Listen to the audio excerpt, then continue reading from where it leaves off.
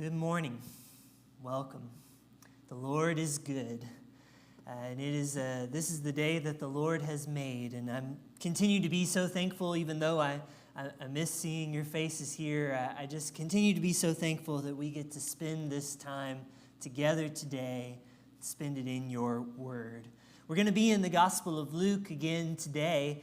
The past 2 weeks, we have been in the first few pages of the Gospel of Luke. And for 2 weeks now, we have been discovering the unexpected things that happen there, like with Zechariah and the unexpected answer to his prayers, and with Mary and the unexpected disruption to her plans. In each of these cases, there come these surprising things, these really hard to fathom things, and yet in each of these cases, what comes to them is something truly good. And that's the thing with these unexpected moments in the early pages of Luke. They're so good. It's gospel. It's good news that we're finding here. And Zechariah and Mary are surprised by joy at the most unexpected moment. And this morning, we're going to see that trend continue. Because in the third passage of the Gospel of Luke, what we have here is not just a surprising bit of news arriving on the scene, not just a surprising message, but God Himself arriving. God Himself. The Son of God, the rightful King, entering into our broken world. And what an unexpected arrival this is, when the Son of God, the rightful King, arrives like this.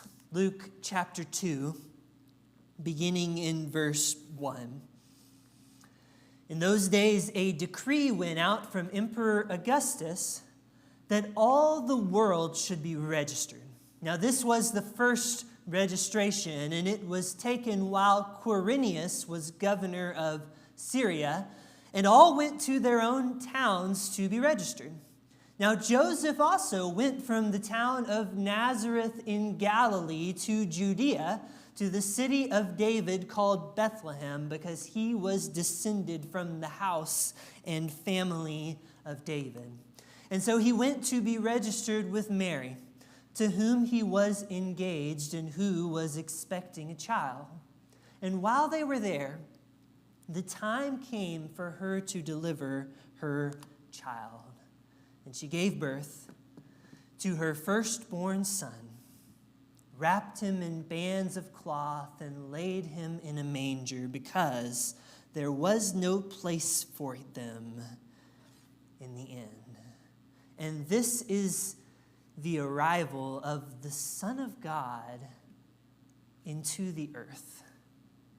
Is it the kind of arrival you would expect for a king? 1964, this was the scene when the Beatles set foot in America for the first time. You can see from this picture there the sort of frenzy that happened when they arrived on our turf, when they played their first concert that night. 74 million Americans, I think 40% of America, tuned their dials to the Ed Sullivan Show to watch them play. It was quite an arrival. Here's a picture from the arrival of Princess Diana on the day of her wedding to Prince Charles. 2,500 people were at the wedding. The entire city just about filled the streets with this parade, a royal celebration. Everybody was out and celebrating. Or how about this one? I know this is a little bit blurry, but this is the scene on the day that Cabbage Patch Kids first arrived in stores in 1983. And I don't know if any of you tried to brave the lines on that day to get one of those, but you would have had to have been pretty tough And pretty quick, the entire inventory, $2 million, was gone by October 6th. Just wanted to show you a few examples of the kind of fanfare, the kind of reception, even the kind of frenzy that you might expect to come along with a big arrival. And these, of course, comparatively small, but when God himself came from heaven to earth, he arrived like this. He arrived like we read in Luke chapter 2. Why would this be? No one even really knows his birthday, or for that matter, his birth year. I mean, think of all of the meaningless trivia we have stored up in our world today. But when God came from heaven into the earth, we don't even know the day or the week or even the year exactly when this happened. And I know that doesn't really matter, but I'm saying that's the kind of arrival we're dealing with here. Compare that to the king mentioned in verse 1, Caesar Augustus, born September 23rd, 63 BC. 20 years later, he rose to power. Around that time, he started insisting that people call him the Son of God. And about 5 to 10 years before Luke chapter 2 happens, this giant stone was carved in his honor with these words about his birthday.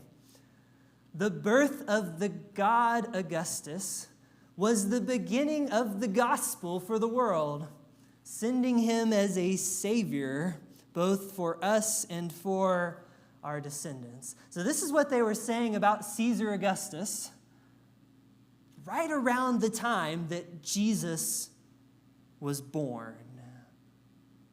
But what about the true God? What about the true Savior? What about the true gospel for the world? What about the king who was born into the family of David, born in the city of David? Why would he arrive in this unassuming way? When God arrives from heaven, he chooses such a time and such a place that there's not even room to house him, much less a royal reception. His welcome parade is an uphill trek from Nazareth to Bethlehem, which is like an 80-mile journey of difficult travel, and that for a first-time mother who could be due at any moment. And they put him in a feeding trough or something like it. That's where God first lays in the world that he himself created. Why like this? Why should a king arrive so unexpectedly? Shouldn't God at least have a king's welcome when he comes to the world he created? Well, I guess that depends on the kind of God we're dealing with and what this God intends to do. After all, if God had desired splendor, he would not have had to travel very far to find it. The riches of heaven were his personal domain, and also the earth and all of its treasures. Those are the Lord's too already. But when the Son of God arrived in this world, splendor was not what he desired. He desired something else. And if God had desired power, who on earth was going to keep him from it? Here is the God that Job says, the lightning bolts in the sky report to him. They say, here we are, reporting for duty. The Psalms say that his voice, he lifts it, the earth melts. All power was his already, and no power that could stand against him even has a chance. But when the Son of God came into this world, power was not what he desired. He desired something else. And if God had desired to force every body and soul on the earth to obey him, like compel them by force to do it, couldn't he have done it? Like from the very moment of his arrival, could he not have established his dominion beyond doubt completely?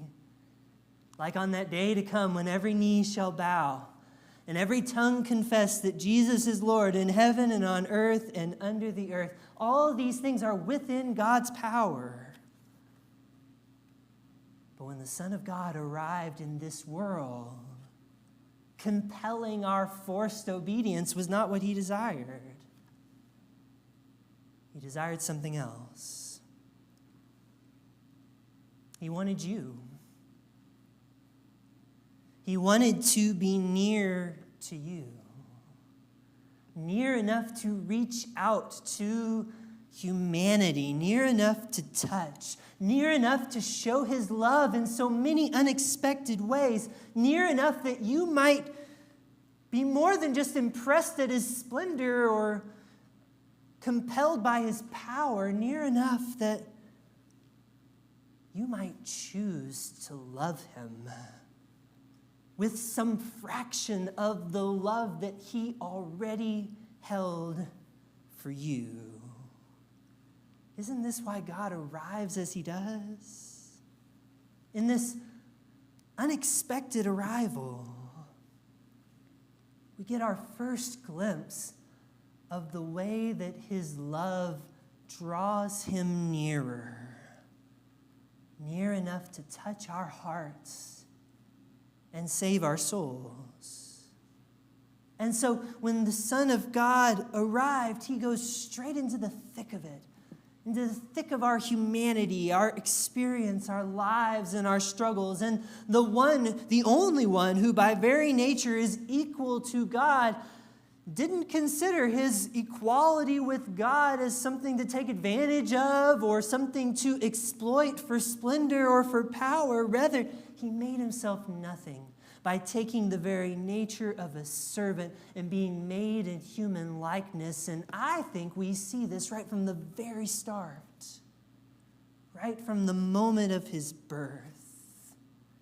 This king is born in the way that a servant might be born. God takes the form of something so fragile, so need-bound as an infant. He didn't just come to us, he came near to us. He came so near that he placed his very life squarely in our hands. And what we see at his birth, we will see again and again. Again and again in his life, and again even in his death. The rightful king makes this pattern in his life of choosing the servant's role, just like he did from the start. Like when he washes his disciples' feet, or when he says to his disciples, you know, the Son of Man came not to be served, but to serve, and to give his life as a ransom for many. Like when he taught his disciples and then showed them with his life that the last really are first. The Son of God made this pattern of drawing near the crowds and the children and the sinners and the sick. They all come to him, and he invites them. He says it's not the healthy who need a doctor, it's the sick, and he draws near to them. He says, I have come to seek and save the lost, like a precious lamb, like a precious coin, a precious son. When God came to us, the Almighty, he continually repeats this pattern. Most of all, at the cross, where yet again, he surrenders his very life into our hands. Now, the irony is, of course, this is the one time he gets his king's welcome. As he entered the city of Jerusalem, they laid their cloaks on the road. The crowds were out in mass. they praised and they shouted, "Blessed is the King who comes in the name of the Lord, peace in heaven and glory in the highest." And this is an arrival. But God even used this arrival as a way to show what kind of king he was and what he was here to do. And just days later, he exchanges their praise of him as king for the crown of thorns they would place on his head. And he places himself in the hands of those who would arrest him and beat him and crucify him. And being found in appearance as a man, he humbled himself by becoming obedient to death, even death on a cross. The King suffered a most unexpected death for the very same reasons he chose an unexpected birth. Not for splendor, not for power, not to force love upon those where there is no love, but to draw near and to invite us to choose to love the one who loved us so. They wrapped him in strips of cloth, a king, and laid him in a manger. They wrapped him in strips of cloth, the king, and laid him in a tomb. All this the Son of God desired and sought of his own free choice because he wanted to draw near to you, because he wanted you. He wanted your love. Several years ago, I heard a really beautiful story. It's kind of a modern-day parable of sorts, but by modern, I mean it was written in like the 1800s or so by this Danish man named Søren Kierkegaard. I heard this several years back. I've actually told it once before, but you probably don't remember my sermons from 2014 very well, so I'd like to tell it again today. This story was written to illustrate the kind of thing, the kind of love that we see in Luke chapter 2. It's about the love of our King and why he chose to arrive among us as he did. Now, this story begins like a lot of stories you've probably heard before. It begins with a king. Suppose there was a mighty king, and this king ruled powerfully over his kingdom, and nobody dared question him. Nobody dared challenge him. He was a man of great valor and tact, and he ruled the land in fairness and in toughness, with shrewdness and with strength. But there came a time when this king, this mighty king, beheld a humble maiden, a peasant girl, who worked in the fields near the king's palace, who dressed in the thin, long, brown garments of poverty, and whose hands on most days were coated with the faint brown grittiness of the soil in which she worked. Now, when the mighty king saw this humble maiden, as the story goes, he was smitten with her in an instant. He was struck with love beyond compare, and he sent his servants to find out her name, and when they came back, he repeated it again and again, all night. And from that moment forward, he didn't get a wink of sleep.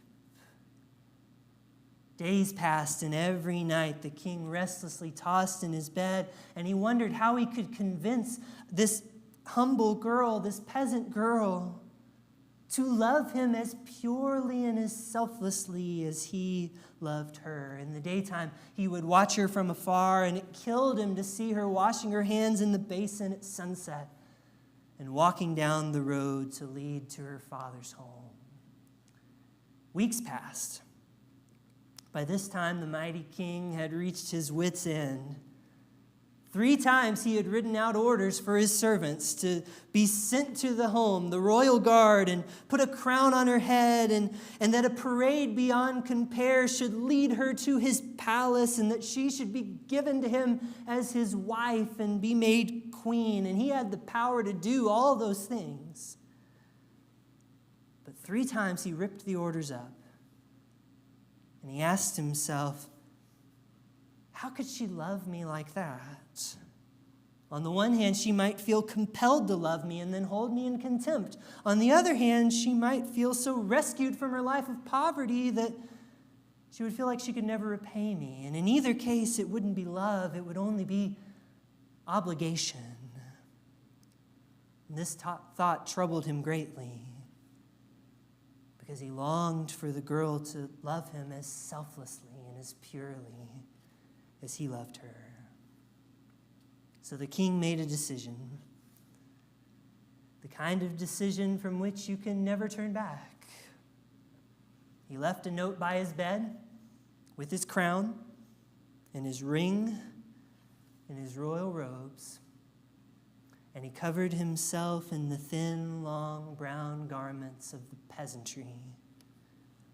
And as the first light of the morning dawned on the kingdom, which was both his and no longer his, he met the peasant girl in the fields. And that's where the story ends. It ends with that beginning, the daring descent of a king into the life of a servant for love, that she might love him, or might just have the chance to love him, not just from obligation or under compulsion, but really love him. Love him for who he is. The king in that story considers the love of this one girl to be worth more than any crown, than any robe, than any honor. And so he gladly empties himself of these powers and these honors in order that he might be near her, in order that he might speak her name, touch her arm, say hello. And when the Son of God, the rightful King, makes his unexpected arrival into our world, doesn't he do just the same? Lay down his crown and his robe, his splendor and his honor, that he might be near enough to touch us, to show his love for us, and invite us to love him in return. When God enters the world in this unexpected way, we get a glimpse of what his life and death and resurrection will show us in full. That God will stop at nothing to draw near to us and prove his love for us. And the question for us today is, with all that God has done to draw near to us, will we in turn love him in return? Will we draw near to him in our lives and in our hearts? Maybe that's something that you need to rekindle in your heart today, knowing the lengths that Christ has gone to bring his love near. Will you bring your heart nearer to him than perhaps you've been allowing it to be here lately? Maybe for someone, it's time for you to draw near to the love of God by surrendering yourself in baptism. It's what we do in response to the love that God has shown when he arrived in our world and gave his life for us. However you may be called or challenged, we give this moment now to respond while we stand, while we sing.